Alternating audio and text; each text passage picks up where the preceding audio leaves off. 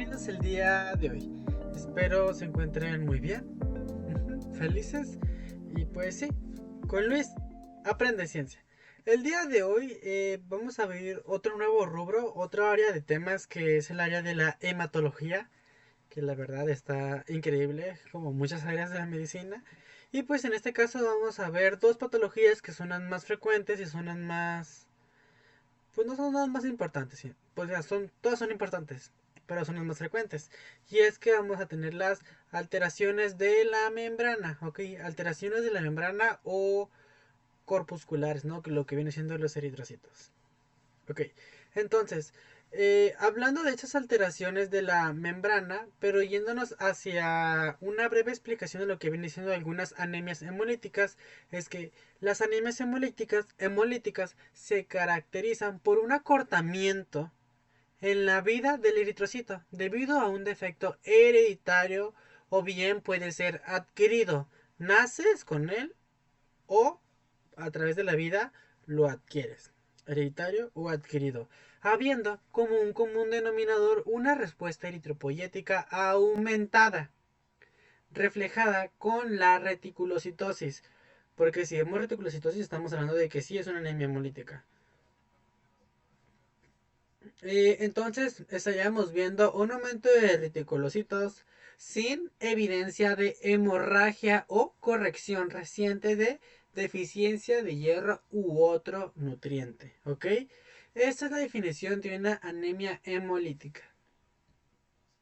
Y se va a clasificar de una manera que pues es de dos, ¿no? En pocas palabras. Y es que tenemos, por un lado tenemos, las hereditarias y del otro son las adquiridas o las hereditarias también llamadas intracorpusculares y las adquiridas son extracorpusculares.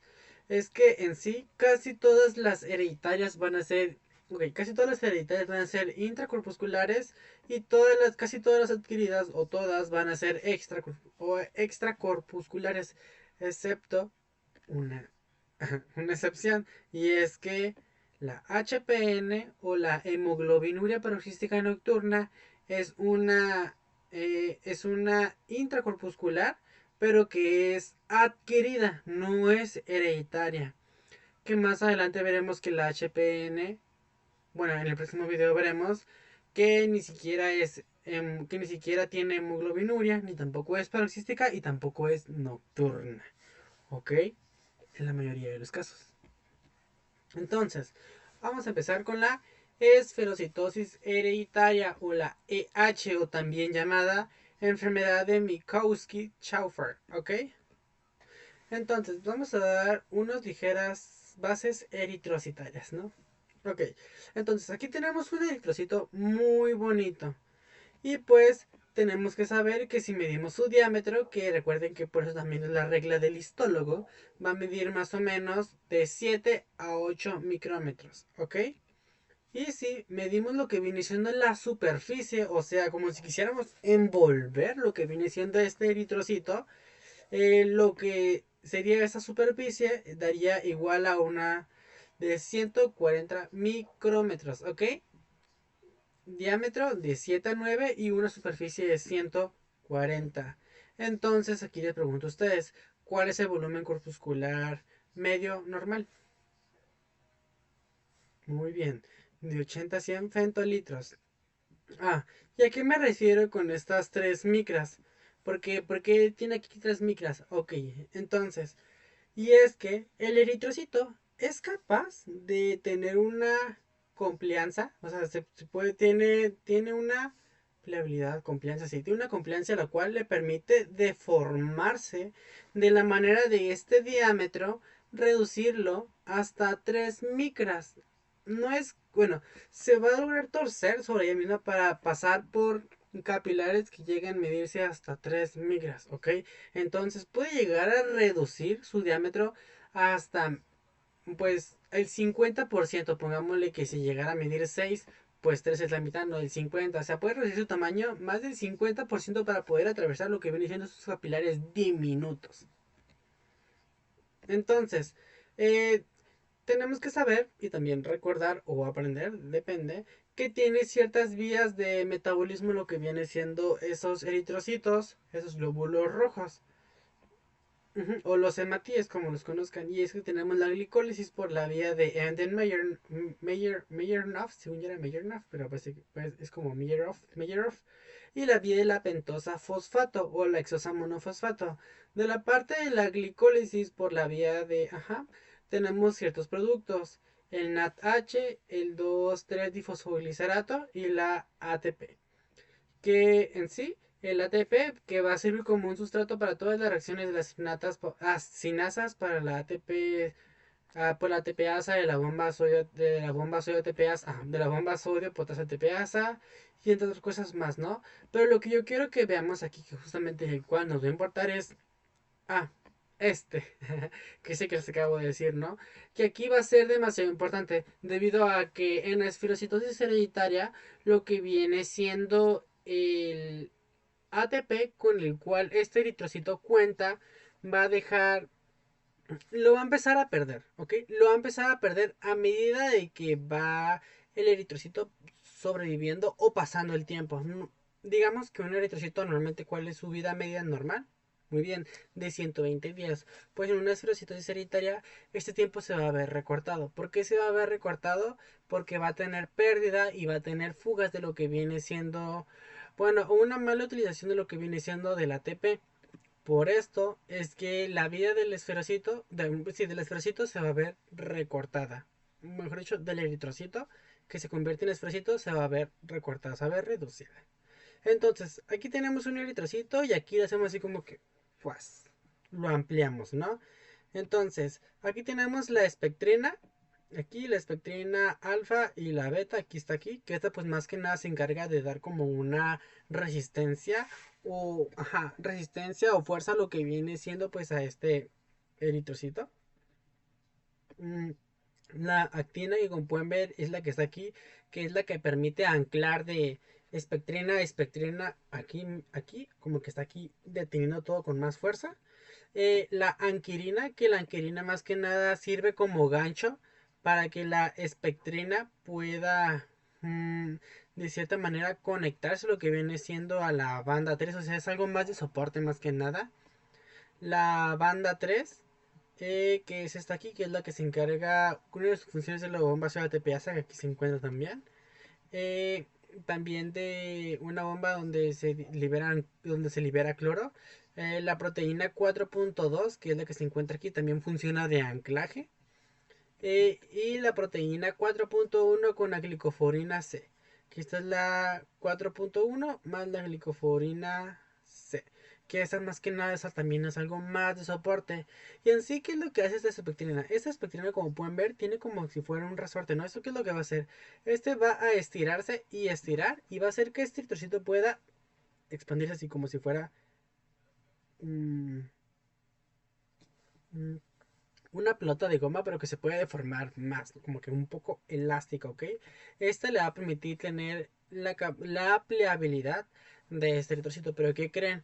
En esta parte, la que más nos va a importar, la que aquí lo que más nos va a importar viene siendo la espectrina, ya que si empezamos a perder lo que viene siendo esta proteína propiamente del hematíe, la pliabilidad la vamos a estar perdiendo y esto va a ser que sea reconocida lo que viene siendo el eritrocito, empieza a perder pedazos de su membrana, empieza a reducirse y se empieza a formar un esferocito. Pero poco a poquito. Ok, entonces, la esferocitosis hereditaria es una alteración de origen hereditaria caracterizada por anemia, ¿ok? Es una enfermedad que va a estar caracterizada por anemia, ictericia intermitente, esplenomegalia, que es súper importante, y presencia de eritrocitos esféricos en el extendido sanguíneo periférico. ¿Ok? Entonces, aquí tenemos una triada: esplenomegalia, signos o datos de anemia y ictericia intermitente, que debe que se debe a defectos intrínsecos del esqueleto de la membrana de los eritrocitos. El eritrocito puede estar esférico, va a perder deformabilidad, que ya estamos hablando específicamente de la pleabilidad, y va a ser más vulnerable al secuestro esplénico. ¿A qué nos referimos con el secuestro esplénico? Recuerden que los eritrocitos mueren en el retículo, en el retículo del retículo endotelial de lo que viene siendo del vaso. Aquí, si este no es capaz de poder atravesar por lo que viene siendo este retículo, pongámoslo así, el capilar por el orificio, lo detectan y dicen el macrófago, a comer. ¿Ok? Entonces, la esferoidosis hereditaria tiene un patrón de herencia, que el 75% va a ser dominante y 25% va a ser recesivo. Entonces, hay un 50% de probabilidad de que, bueno, no. Si es dominante, seguramente o el papá o la mamá lo van a tener. Pero si tiene un patrón de herencia recesiva, tanto el papá, tanto la mamá, seguramente tienen esta esferosidad hereditaria.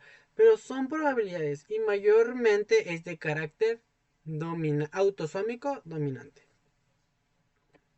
Ok, entonces aquí tenemos la imagen y tenemos que saber la que la esferocitosis hereditaria es la anemia hemolítica más común de defectos en la membrana. Si vemos un paciente que presenta anemia hemolítica, o sea, cualquier anemia hemolítica, nosotros tenemos que sospechar de un defecto en la membrana. Primero pensamos en algo extracorpuscular, pero de las primeras intracorpusculares, o sea, que sea un problema dentro del eritrocito, nos vamos a defectos de la membrana, ¿ok? Y aquí tenemos frecuencias de defectos, lo que viene siendo de esto. Y aquí lo que más nos va a importar es México, porque es donde nos encontramos aquí. Y es que aquí la que tiene más frecuencia, la más predominante, la número uno, es una mutación de la espectrina. ¿Ok?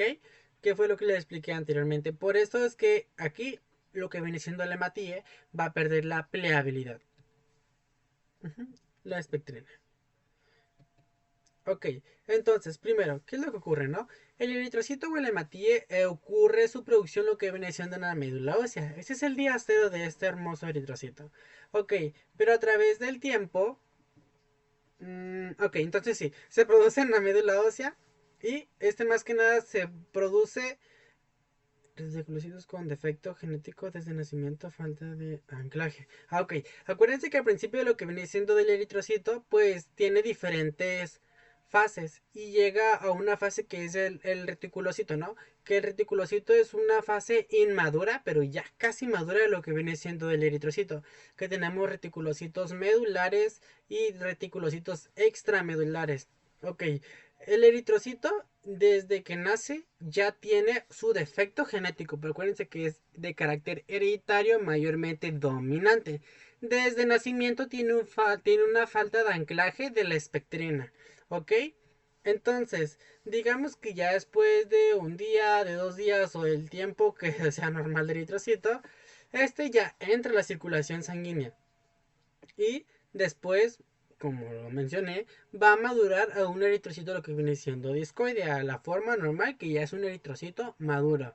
Y aquí va a aparecer normal. Por mientras va a aparecer normal. Aquí todavía no va a ser un esferocito. Después se convierte en esferocito. Entonces, va a llegar a ocurrir algo llamado que es el ciclo de deformación y vesiculación, que va a ser más o menos como en la semana 1 entre la semana 6. Son datos meramente como hipotéticos de la manera que se pueda como que entender mejor cómo va ocurriendo que se produce, pero ya nace con el problema genético en la espectrina, entre la circulación, ahí termina de crecer, pero todavía es elipsoide. Y después ocurre el ciclo que hace que se convierta en esferocito, que es el ciclo de deformación y vesiculación. Más o menos como en la semana 1 a 6, ¿no? Pero en sí, la vida del eritrocito se va a ver reducida hasta 2 semanas. Ok, entonces el ciclo de deformación y vesiculación es cada vez que pasa por los capilares y el vaso, la membrana va a sufrir un estrés mecánico. Por falta de anclaje, pequeños parches de bicapa se van a desprender en forma de microvesículas. Entonces, aquí va a estar el eritrocito y cada vez que empiece a deformarse y a deformarse, van a haber fragmentos que no logren volver a reposicionarse en lo que viene siendo en la forma original del eritrocito y se quede como un chiponcito, como un como un chichoncito, sí, como un chichoncito. Y ese chichón se va a desprender.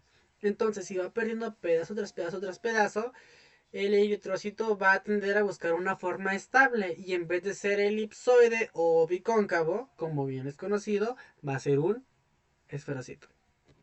Entonces, este ciclo se repite, se repite, se repite y se repite. Y va a tener un cambio progresivo de forma para buscar estabilidad. Entonces, al perder la membrana, pero mantener el mismo volumen, porque no está perdiendo volumen, solamente está perdiendo, o sea, es como, digamos, el corazón sigue llegando al mismo volumen de sangre, pero estamos perdiendo pared, estamos perdiendo músculo. Y tiene que buscar la manera de poder mantenerse. Entonces, ¿qué hace? Cambia de forma para poder adaptarse a esta cantidad de volumen que es igual, pero tenemos menos pared. Entonces, va a cambiar de forma lo que viene siendo el eritrocito. El eritrocito pierde la forma bicóncava y se vuelve cada vez más esférico. La relación superficie y volumen baja y disminuye la deformabilidad o la pleabilidad. Disminuye la pleabilidad. Entonces, ¿qué es lo que ocurre? Empieza a haber una entrada de sodio y un mayor gasto energético durante toda su vida del eritrocito. Porque normalmente un eritrocito pues ya tiene digamos, ya tiene sus 120 días, ¿no? Pero eso es porque digamos que digamos que tiene como sus ATP, ya tiene sus ATPs contados, ¿no? Ya tiene su energía contada. Pero un eritrocito que es más que nada esférico requiere más esfuerzo. Entonces la cantidad de ATPs que ya tiene, como hace más esfuerzo, se lo va a acabar antes y va a morir antes. Por eso es que esta forma no es tan eficaz y efectiva para que este eritrocito pueda seguir viviendo y cumpliendo todas sus funciones pues, fisiológicas que lleva en el cuerpo. Por eso es que se reduce su tiempo de vida, aumenta su gasto energético y la entrada de sodio. Ok, si aumenta la entrada de sodio, ¿qué es lo que va a ocurrir? Una entrada crónica de sodio, porque nos estamos quedando sin porque ya nos estamos quedando sin ATP, para que siga funcionando la bomba sodio TPasa, o sea, que siga metiendo potasios y que siga sacando sodios, como ya no está sacando sodios, ya todos están entrando. Entonces, ¿el sodio qué va a hacer? Bueno, la bomba sodio TPasa trabaja para compensar gastando ATP. Con el envejecimiento, la glicólisis va a producir menos energía porque ya no tenemos ATP, se nos va a ir agotando. La bomba se agota y el sodio empieza a entrar. Y el sodio es una molécula osmóticamente activa, siempre es sodio con agua. Y atrae agua y mete agua dentro de lo que viene siendo el eritrocito. Entonces, ¿qué es lo que pasa? Como el esferocito en sí ya ha reducido pedazos de sus paredes, ya se está llenando de más sodio de dentro y empieza a aumentar de volumen. Y si empieza a aumentar de volumen, lo que viene siendo este esferocito, y ya tiene menos pared, va a llegar a un punto donde ya no puede contenerse y ¡puf! Explotar. Entonces, se lleva al secuestro esplénico y después la hemólisis. Y la vida media del eritrocito pasar de 120 días se va a ver reducida hasta 10 veces más, hasta 10 a 20 días. Y más que nada, este esferocito va a quedar atrapado en los cordones de Billroth, que es específicamente donde se va a quedar atrapadito. Y este va a ser fagocitado por macrófagos y va a ser una hemólisis extravascular. ¿Ok? Es una anemia hemolítica hereditaria de carácter dominante y es hemolítica pero extravascular, o sea, que la eliminan en el vaso, ¿ok? No es hemólisis intravascular, es extravascular. Es demasiado importante que diferenciemos esas cosas. Extravascular. Entonces, aquí tenemos el eritrocito normal. Aquí está el ciclo de deformación y vesiculación. Empieza a formar esas vesiculitas y se empiezan a desprender, a desprender, a desprender. Entonces va cambiando de forma para poder adaptarse al contenido. Empieza a entrar más sodio, sodio, sodio. Y el sodio trae más agua y ¡puf! Se hace esferocito. Ok, entonces este esferocito tiene que ser capaz de poder pasar por estos microcapilares de hasta 3 micrómetros, los cuales ya no es capaz, como pueden ver, tiene que tener la capacidad de pliabilizarse para poder atravesar lo que viene siendo este capilar. Entonces, este es un esferocito, no digo, un eritrocito bicóncavo con todas las capacidades, pero este esferocito ya no va a ser capaz de deformarse. Entonces va a quedar atrapado. ¿Y qué es lo que va a pasar? El macrófago esplénico lo va a atrapar y ¡kaboom! Hemólisis extravascular. Entonces, ¿cuál va a ser el cuadro clínico de nuestro paciente? ¿Cómo lo vamos a ver nosotros? ¿Cómo lo vamos a detectar? ¿Cómo vamos a sospechar de ello? Ya les mencioné de una triada, pero vamos a verlo con más detenimiento. Vamos a ver un paciente con datos de anemia. Datos de anemia. Vamos a verlo con palidez, con fatiga, puede inclusive llegar hasta con disnea leve. Pero los datos de anemia dependen de la severidad y según el grado de compensación de nuestro paciente. Porque un paciente puede estar presentando, puede llegar a presentar anemia, o sea, puede estar en condiciones de presentar anemia, pero no va a presentar síntomas hasta que su cuerpo ya no sea capaz de compensar. Porque si el paciente está compensado, no va a tener palidez, no va a tener fatiga, no va a tener disnea leve ni más síntomas, ¿ok? Entonces, esto depende según su grado de compensación, si es leve, moderada o grave. También puede llegar a presentar, no puede, va a presentar ictericia, que puede ser intermitente, que venga y se vaya por periodos, o persistente. Pero como ya les mencioné, depende la severidad y el cuadro del paciente. Puede llegar a presentar colelitiasis, que esta más que nada es en pacientes bueno, ahorita lo vamos a ver específicamente en qué edad, pero eso es más que nada porque la hemólisis va a estar generando pues litos, lo que viene siendo una vesícula, y esto lo va a llevar a la colelitiasis, ¿ok? Que va a ser más que nada una litiasis pigmentaria por la liberación de la bilirrubina, y pues más o menos se llega a presentar en un 40 al 50% de los pacientes. Eh, que es el tercer punto de la triada, que es la esplenomegalia, que esto va a ocurrir mayormente después de 2 a 3 años de edad, pero depende de la severidad y cómo esté el grado de compensación de nuestro paciente.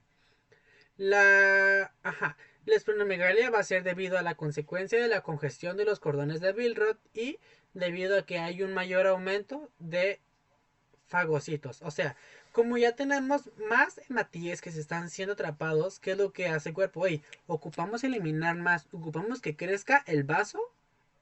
Bueno, ocupamos tener más fagocitos y por ende aumenta más el vaso de tamaño. Por ello es que va a haber esplenomegalia y si tenemos más fagocitos matando eritrocitos, liberan hemoglobina, vamos a tener eh, más bilirrubina, vamos a presentar ictericia, y si esto sigue y sigue y sigue y sigue, y el cuerpo ya no es capaz de compensar este grado de hemólisis, por así decirlo, empieza a presentar datos de anemia, pero puede ser leve, moderada o grave. Entonces tenemos diferentes cuadros que pueden ocurrir en un paciente de recién nacido, en la niñez o en adolescencia, incluso en adultez. Pero meramente depende qué tan severo sea el cuadro. No es como que... no es como que sea diferente en cada paciente. Es que es lo mismo, pero si un paciente recién nacido empieza a presentar manifestaciones, pues es porque es más problemática y porque su cuerpo no está compensando bien. Obviamente, si se llega a presentar las manifestaciones clínicas de esta enfermedad, de la esferocitosis hereditaria hasta la adultez, quiere decir que tuvo un muy buen grado de compensación, porque pues ha llegado hasta la adultez sin siquiera presentar manifestaciones clínicas. Notablemente es porque nos hagan sospechar de dicha patología. Entonces, en un recién nacido estaríamos viendo una ictericia precoz, que esta paciente puede llegar a requerir fototerapia o transfusiones sanguíneas. Porque recuerden que no vamos a transfundir al menos que el paciente lo necesite. ¿Y cómo lo va a necesitar? La clínica es 100% mente clínica. Clínica y clínica. Eh, a edad de la niñez, vamos a ver al paciente con una anemia crónica leve, moderada. Puede ser leve o moderada, una ictericia intermitente y una esplenomegalia, ¿no? Entonces, pueden ver, esa es como que la triada clásica. Y en adolescencia o en adultez vamos a ver la colelitiasis pigmentaria, crisis hemolíticas o un hallazgo incidental de lo que viene siendo el esplenomegalia, porque no sé, fuimos exploración y vemos el vaso grande y nos vemos, ah, caray, esto yo no me había dado cuenta, ¿ok? Pues ahí tenemos un dato. Entonces, el paciente puede presentar un cuadro leve, moderado o grave. El grave va a ser 5%, que pues digamos que los graves ya sería en un recién nacido. Moderado de 60 a 75%, estamos hablando de que el paciente llegó, que está presentando manifestaciones en la niñez. Y pues un paciente con una etapa, digamos, leve, pues estamos hablando de que seguramente las manifestaciones se van a estar presentando en adolescencia o en adultez. ¿Sí? Ok. Entonces, el paciente puede llegar a presentar dentro de esto algunas crisis. Crisis que voy a explicarles, ¿ok? Porque eso siento que está...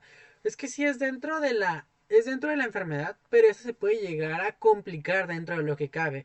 Porque... Vamos a verlo, ¿no? Entonces tenemos ciertas crisis típicas, ¿no? Ah, perdón. Que tenemos la crisis aplásica, tenemos crisis megaloblásticas, crisis hemolíticas. Un paciente con esferocitosis hereditaria puede llegar a complicarse más su cuadro y puede llegar a ocurrir lo que llamadas crisis. Crisis, ¿ok? Aquí tenemos tres: aplásica, hemolítica y megaloblástica. Hablando de una aplásica, va a ser dada por una caída rápida de la hemoglobina y vamos a ver reticulocitos bajos, ¿ok? Y seguramente va a ser dada por una infección aguda, más que nada por el parvovirus B19, que va a ser la etiología pues como número uno, ¿no? Que estamos hablando de aplásica porque no se están produciendo células, ¿ok?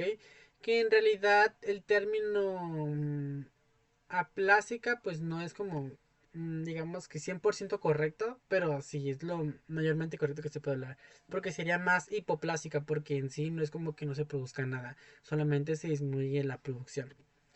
Eh, una crisis hemolítica puede ser exacerbada por una mononucleosis infecciosa y las crisis megaloblásticas pueden ser dadas debido a que recuerden que el paciente está en un estado donde está en hemólisis de que crónicamente, o sea, tiene hemólisis, hemólisis, hemólisis.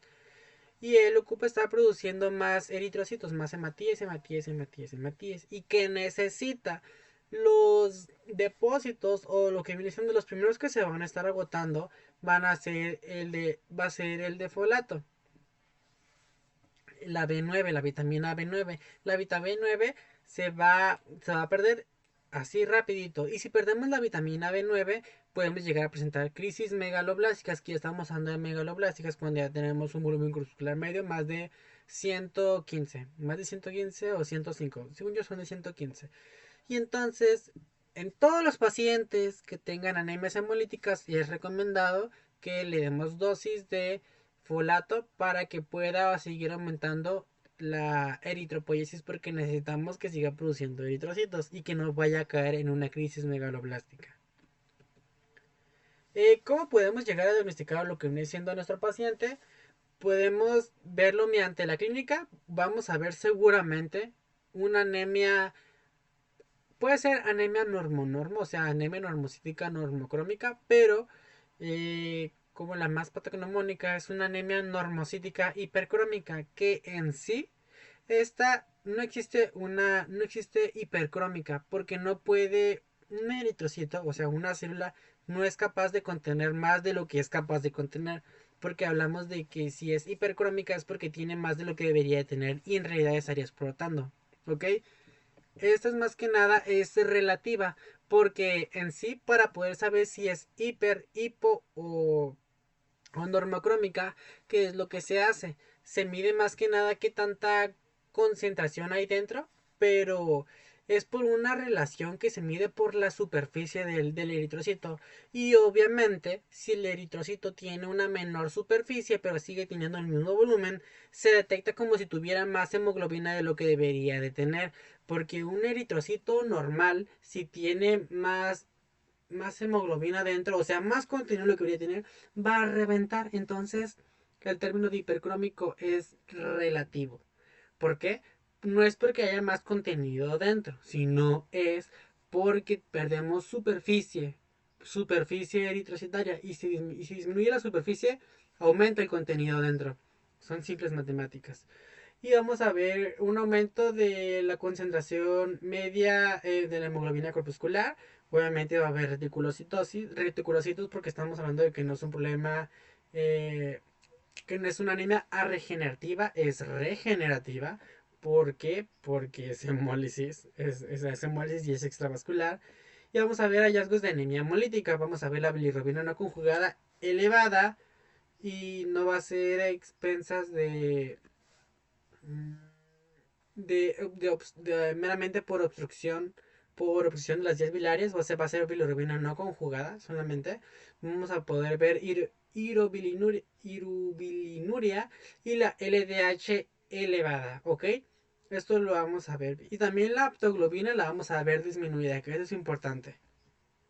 Bueno, la aptoglobina va a ser disminuida porque la aptoglobina es la que se encarga de transportar la hemoglobina. Ok, la hemoglobina. Y normalmente cuando hacemos un estudio medimos qué tanta aptoglobina hay libre.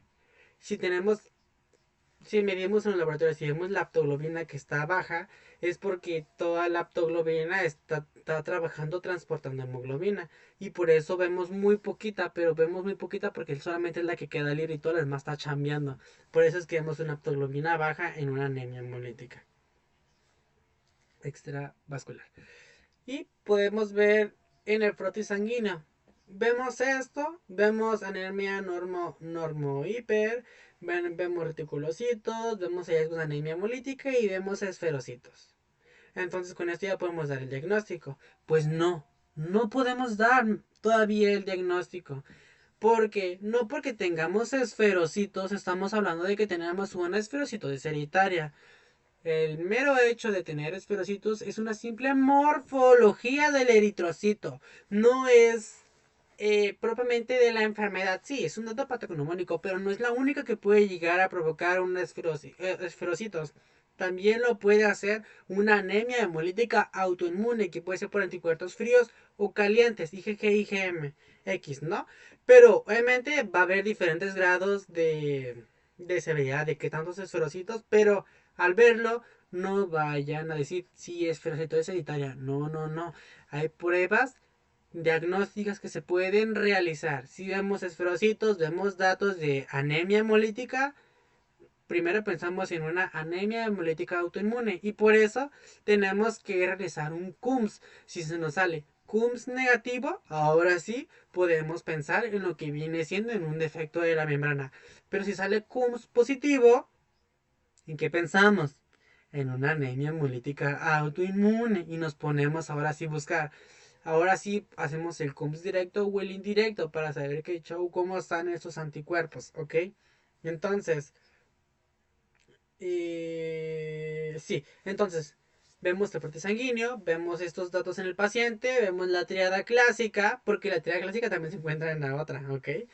Y pues hacemos el CUMS y tiene que ser negativo. Recuerden, CUMS negativo, CUMS negativo, CUMS negativo. Tenemos esta, que es la prueba de unión de la eosina 5 maleimida, que esta más que nada se va a medir qué tanto hay, o sea, se va a poner, digamos, esta eosina 5 maleimida y se va a pegar en los esferocitos y vamos a poder ver, ok, acá era el número de control y pues ocurrió antes. Pero esto aquí en México no se utiliza otro método, pero sí, esto es como que lo que se utiliza, digamos, en el primer mundo. O... Pero hay otra prueba que también puede ser muy buena, pues porque el doctor pues me lo enseñó, ¿no? Que es la... Ah, ya tenemos la prueba de Coombs negativo, como ya les mencioné. Tenemos que hacer la prueba de fragilidad osmótica. Esta tiene que salir positiva. Si sale positiva, firmadito, ustedes ya están pensando en una esferocitosis hereditaria, ¿ok? Entonces, el eritrocito normalmente tolera concentraciones más bajas de sodio, ¿ok?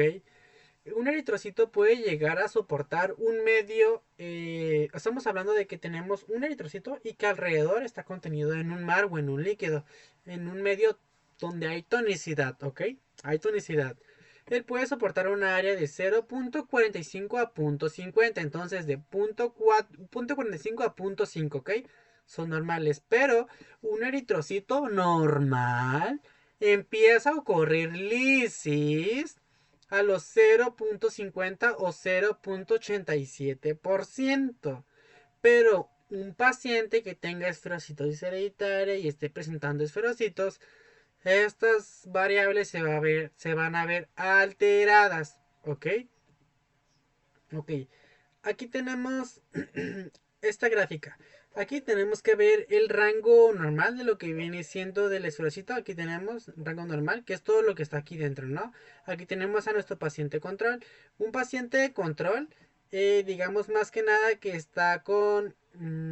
bueno, en el eje de las Y's tenemos el porcentaje de lisis de los eritrocitos y aquí en el eje de las X tenemos la concentración salina. O sea, agarramos los eritrocitos y los ponemos en la solución salina, ¿no? En la concentración. Bueno, no la ponemos en una concentración. Lo que ponemos son muchos tubitos a diferentes concentraciones y vamos colocando los eritrocitos y vamos viendo más que nada cómo van cambiando de coloración porque se supone que se van... La fragilidad osmótica estamos hablando de que se van a reventar estos eritrocitos. ¿Ok? Entonces, ya como en varios tubos de ensayo diferentes concentraciones de solución salina aquí, los eritrocitos. Bueno, un eritrocito normal, aquí soporta. Pero en cuanto llega a los 0.6 más o menos, aquí dice el inicio de la lisis. Mmm, hipotónico. No, perdón, disculpen. Ok, entonces, aquí tenemos un eritrocito en el cual lo tenemos en un medio acá viene, digamos que estamos hablando acá en un medio hipotónico y acá estamos hablando en un medio hipertónico, ¿ok?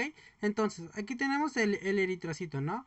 En un medio hipotónico en el cual el afuera digamos que hay muy poco sodio, como adentro de la célula va a haber más sodio, esta va a tender a jalar todo el líquido hacia adentro y como la célula ya está con cierta fragilidad, no va a estar soportando esta entrada de líquido y va a explotar, lo que se explica en la fisiopatología.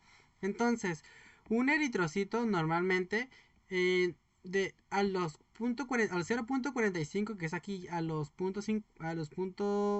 bueno, aquí es capaz de soportar, ¿no?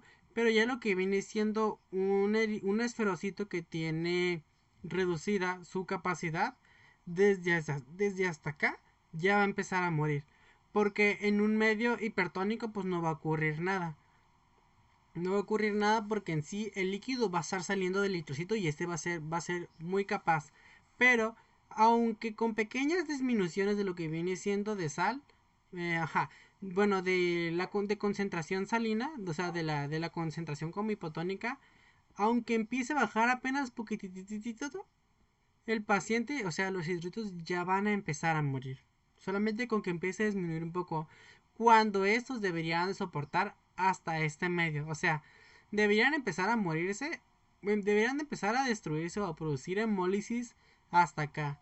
Pero empieza a producir hemólisis hasta acá. Y cuando hacemos esta prueba de fragilidad osmótica sale positiva, ustedes piensan en esclerosis hereditaria. Tratamiento. ¿Cuál va a ser el tratamiento de este paciente? Tenemos un tratamiento no quirúrgico y un quirúrgico. Un tratamiento no quirúrgico puede ser la fototerapia y o transfusiones de intercambio que pueden ser necesarias en neonatos para evitar el kernicterus, que es cuando la bilirrubina se deposita en los núcleos basales y le va muy mal a nuestro pacientito. Estamos hablando de una grave que era el 5%, que también pueden requerirse transfusiones de sangre en casos de crisis aplástica o hemolítica, que era el área de complicaciones que les dije, y también la suplementación de folato para mantener la eritropoyesis efectiva. Este tratamiento como no quirúrgico, por así decirlo, pero se tiene que llevar a cabo de todas maneras. Y el tratamiento definitivo para curar al paciente es la esplenectomía. No, mentira, no es curativo. Solamente vamos a eliminar los síntomas. Porque ¿cuál es el problema? Que los eritrocitos, los hematilos esferocitos están muriendo en el vaso. Entonces, si quitamos el vaso, ya no van a morir esos esferocitos. Van a vivir más. Porque el problema es que no tienen la suficiente pliabilidad para deformarse y poder atravesar los canalículos de Billroth. Entonces, si eliminamos el vaso, no va a haber quien nos esté fagocitando y van a poder seguir viajando y vamos a eliminar la sintomatología. Porque recuerden que esto es hereditario. Los esferocitos siempre van a ser esferocitos, nomás que ahora sí van a poder vivir más tiempo. Entonces, la esplenectomía es el tratamiento definitivo sintomático, pero no cura la esferocitosis hereditaria. Antes de llevar este procedimiento tenemos que vacunar a nuestro paciente contra Streptococcus pneumoniae, Haemophilus influenzae tipo B y Neisseria meningitis. Tenemos que esperar al menos que el paciente cumpla 8 o 10 años de edad para nosotros poder realizar la esplenectomía, porque si la hacemos antes, tenemos alta probabilidad de que el sistema inmunológico no esté preparado para combatir Streptococcus pneumoniae, Haemophilus influenzae tipo B y Neisseria meningitis. Tenemos un mayor riesgo y también al realizar la esplenectomía tenemos un mayor riesgo de tener una sepsis bacterianas por encapsulados, pero pues es riesgo-beneficio, ¿saben? O sea, tenemos que resolver el cuadro clínico de nuestro paciente y tenerlo con su debido profilaxis, ¿no? Entonces, aquí tenemos algunos pacientes controles que tienen aquí una hemoglobina más o menos como de, digamos, de 14 más menos 1. Un paciente con esferocitosis hereditaria tiene una hemoglobina más o menos como de 12. Bueno, 14, acá como de 12. Y una vez que realizamos la esplenectomía, ya aumenta hasta 15. ¿Por qué? Porque acuérdense que el paciente sigue con su eritropoiesis y los eritrocitos ya no están muriendo y como pueden ver, ya no se están... Pues sí, ya no se están hemolizando los eritrocitos y empieza a aumentar la concentración de los reticulocitos disminuyen, obviamente, porque ya no está haciendo, ya no se está viendo tanto esfuerzo propiamente en la médula ósea para reponer y estar compensando a nuestro paciente porque ya no se están hemolizando por la culpa del vaso. La hemoglobina empieza a normalizarse porque en vez de acá estaba en 12 y ahora sube como hasta 15. Entonces la esplenectomía es la, es la cura sintomática definitiva. Pero acuérdense que esto no cura la enfermedad porque siempre va a tener esferocitos. Y pues bueno, esto es todo. Espero les haya encantado esta primera parte de las de anemias hemolíticas intracorpusculares, pero hablando de defectos de la membrana. Y pues ahorita vamos a esferocitis hereditaria. Después estaríamos viendo la HPN. Y pues suscríbanse, activen esa campanita, déjenme un like, síganme por Instagram y pues sí, ya se lo saben. Con Luis, aprende ciencia.